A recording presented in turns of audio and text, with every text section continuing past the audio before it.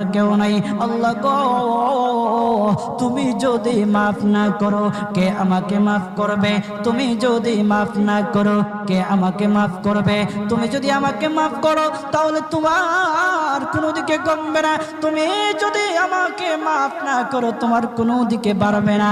আল্লাহ গো, তুমি আমাকে মাফ করে দাও। সারাটা জীবন অন্যায় কাজ করেছি, সারাটা জীবন নাফরমানি করেছি, আমার কাছে কালেমার দাওয়াত কম আসে নাই, আমার কাছে কালেমার দাওয়াত কম আসে নাই, আমাকে লোকেরা কম বোঝায় নাই। ওগো আল্লাহ, তুমি আমাকে মাফ করে দাও। মাফ না করলে কোথায় যাব, কার কাছে যাব?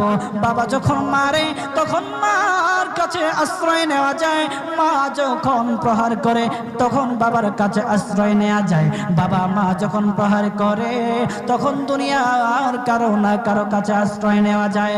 ওগো আল্লাহ,